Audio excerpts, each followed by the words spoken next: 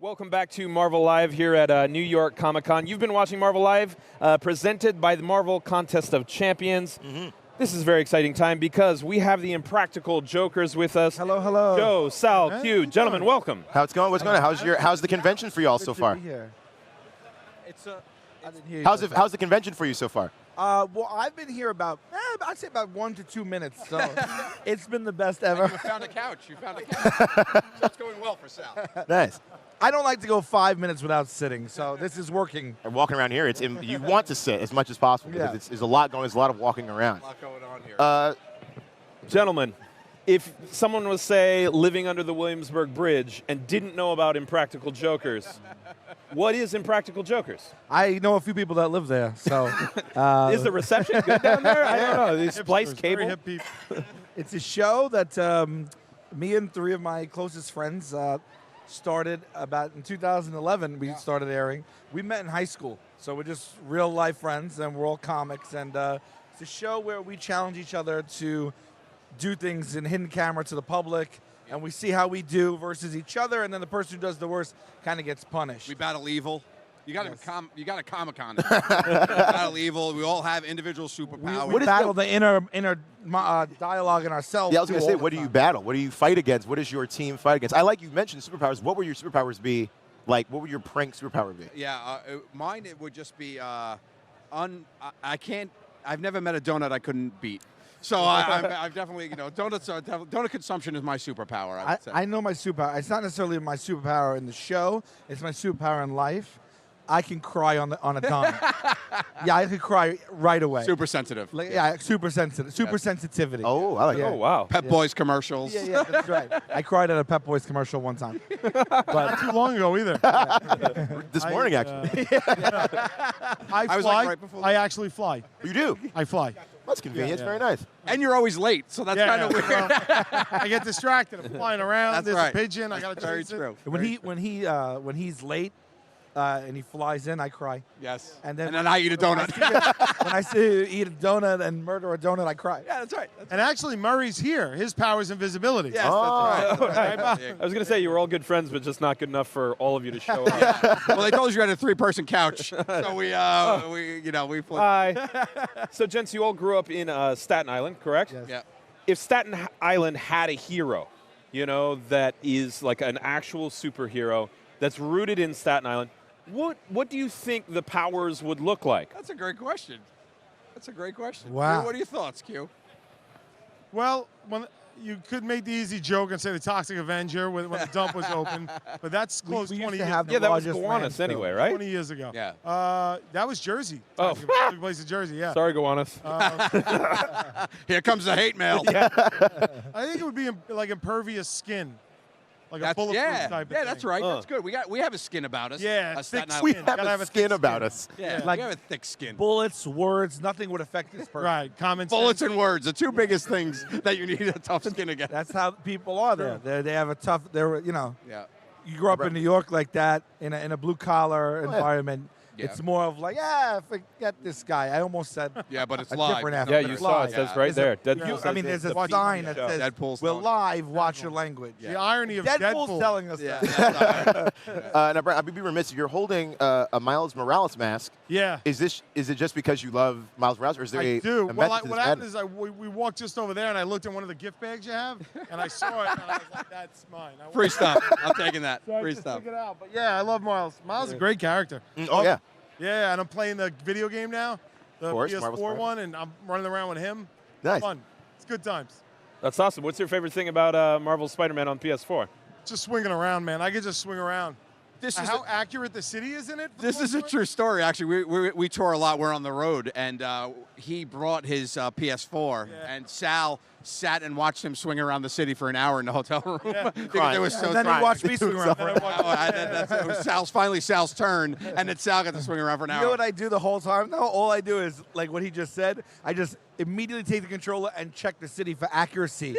Like I'm just like, that's not what that's supposed to be. They do a good job, but then all of a sudden it's like this weird little. But that's fun too. Yeah, yeah. Because you're like, oh, this is what New York is this? This is it. Yeah, I dove in. I really enjoying the game. Yeah. So, gents, it seems like there's a lot of creativity when you're coming up with your pranks.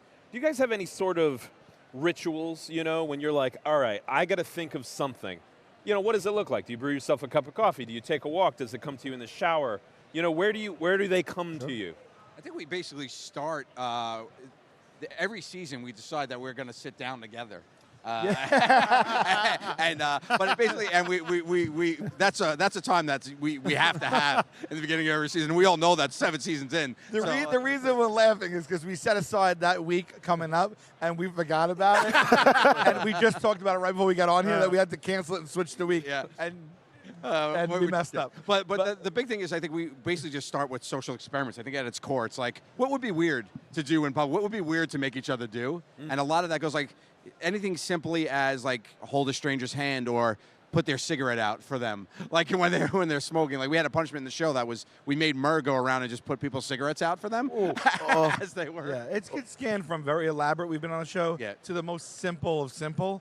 And they all work as long as you're just making us uncomfortable. Yeah. But I think to answer your question too, you just never stop thinking about it. So at any moment, laying down, in the shower, driving, if we think of it, we write it down, and then we just keep a list of it. You know what I'm saying? Yeah. Word. So what season are you guys coming out? You just got renewed, correct? Yeah, we're season 8 got renewed. We just finished filming actually yesterday, season 7, and that's on the air right now. And season 8 comes back early next year. And we just did a movie as well. Oh yeah, I was going to ask about that. The feature-length film, like now the feature-length film. I know we don't want to give away too much about the movie, but is it? What can you tell us about the movie without giving too much away? Tom Hardy plays me. Yes. Oh really? Have you seen The Notebook? It's awesome. A lot of crying. Sal's going to cry a lot. No, it's a version of the show. Yeah, it's pretty much.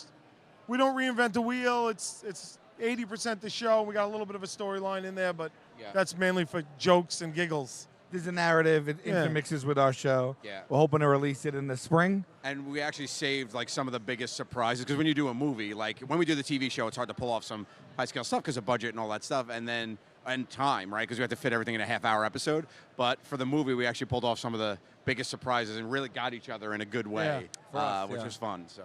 Is there anything that you got from the movie that you're like, you're putting the movie together, putting together all the budget and stuff. Is there anything that you really wanted in the movie that you can't believe that you actually got? Yes. You're like, I can't believe this. Yeah. Yes. There's a whole bunch of most of what the movie. you just said is most of the movie. We kept being like, well, let's just say this and see what they say. And then we're like, we could do that? So it's a whole bunch of that. So like, it is definitely like the show elevated for sure, yeah.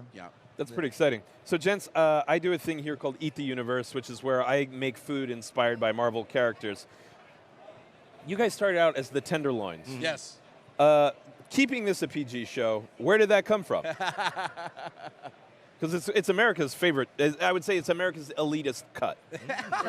That's a great way. We are America's elitist cut of then that was an accident. That was supposed to be ironic then. Yeah. For us. But I don't know. In high school, I kept this running list of words with a bunch of friends. Words that I thought were a little off-center that I'd be a little embarrassed to say if I was publicly speaking. Right. Culottes, gargoyle, Nougat, things like that. Tenderloin was on there. Was actually, we have the paper. This is like in Staten Island. There's an exhibit at the Staten Island Museum of like our childhood and how we came up with all this stuff. And that actual paper, it's like I spilled stuff on it. It's in there, and it has all the words. And tenderloins is one of those words, and it kind of stuck, and we just kept. Yeah, that was it. Yeah. It's not like sometimes we'll make up, because we get asked that, and we're like, sometimes we'll just like, let's just make up a story. So there's like probably 20 other versions out there. Yeah. But that is the original origin. It's the origin story. That's the true origin story. Because in the beginning, when we were doing these interviews, like we did so many of them that we just decided this is how we live. We always embarrass each other and have fun and try to make each other laugh. So we'd always be like, all right, whoever gets that question, try to make up a ridiculous story. We try to always outdo each other. So the first 20 interviews we did, the stories did not track. It's different. But this is we're like the Joker. We come up with a different origin every time, throw it in people's faces, stuff like that. No. If only I knew who that was. Yeah, it's quite all right. You're that company, guys. All right. Oh, man. Well, gents, what else have you got going on? I know some of you have other projects outside of Impractical Jokers. Plug us. We're excited about our panel here. We have a panel. Yeah, we got today. a panel.